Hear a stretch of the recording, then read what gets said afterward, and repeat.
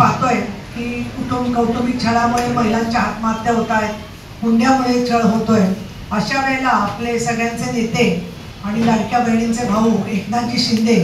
यांनी सुनेचं रक्षण हेच आमचं धोरण अशा प्रकारची मोहीम सुरू केलेली आहे। त्या पार्श्वभूमीवरती या राज्यघटनेच्या संविधानामधली जी भूमिका किंवा उद्देशिका आहे त्याचं वाचन करून आजचा कार्यक्रम संपणार आहे, पण एका अर्थाने ती सुरुवात असणार आहे, कारण प्रत्येक शाखेमध्ये ती उद्देशिका असावी आपला तसा हेतू आहे। तुमच्यापैकी अनेकांना कल्पना आहे, पण मी परत इथे स्मरण करून देऊ इच्छिते की हिंदू हृदय सम्राट शिवसेना प्रमुख बाळासाहेब ठाकरे असं सांगायचे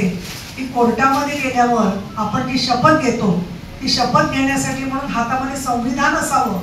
त्या संविधानाला धरून मी शपथ घेणार अशा प्रकारची भूमिका बाळासाहेबांची होती। त्यामुळे निवडणुकीच्या साठी केलेलं हे कुठलंही हे नाही आहे काम, सातत्याने आपली भूमिका जी आहे ती डॉक्टर बाबासाहेब आंबेडकर यांच्याबद्दल आदराचीच भूमिका राहिलेली आहे।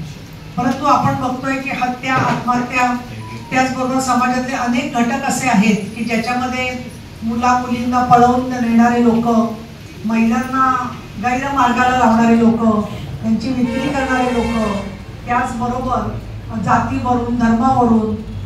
कुठेतरी त्यांना अगदी मारून टाकणारे व्यक्ती, किंवा नुकताच कामगार कायदा मंजूर झाला परंतु अनेक जणांना वेळेवरती पगार मिळत नाही, असे सुद्धा अडचणी आहेत। माननीय शिंदे साहेबांचं एक वैशिष्ट्य आहे की ते सगळ्या धर्माच्या सर्व जातीच्या लोकांना बरोबर घेऊन काम करतात। त्यामुळे मला ज्या क्षणी असं लक्षात आलं की आपण हा कार्यक्रम करू शकतो, त्याबरोबर किरण सोनवणेंना मी म्हटलं की आपण जरी निवडणुकांची धामधूम असली तरी सुद्धा शिवसेनेच्या वतीने हा कार्यक्रम शाखा तिथे संविधान हा सुरू करूया। पण शाखेमध्ये तुम्हाला कल्पना आहे, सगळ्या शाखांची बऱ्यापैकी आम्हालाही अनुभव आहे की शाखेमध्ये गेल्यावर प्रत्येकाचं काम व्हावं असा हेतू असतो, असा संस्कार असतो। शाखेमध्ये गेलेल्या माणसाला कधी जात धर्म विचारला जात नाही, किंवा धर्मवीर आनंदजी दिघे यांनी ज्या शाखा चालवल्या आणि माननीय शिंदे साहेब त्यांनी जे संस्कार केलेले आहेत त्याच्यामध्ये कोणी महिला गेली तर मला सुद्धा माझ्याकडे सुद्धा चिठ्ठी आहे की ज्याच्यामध्ये दिघे साहेबांनी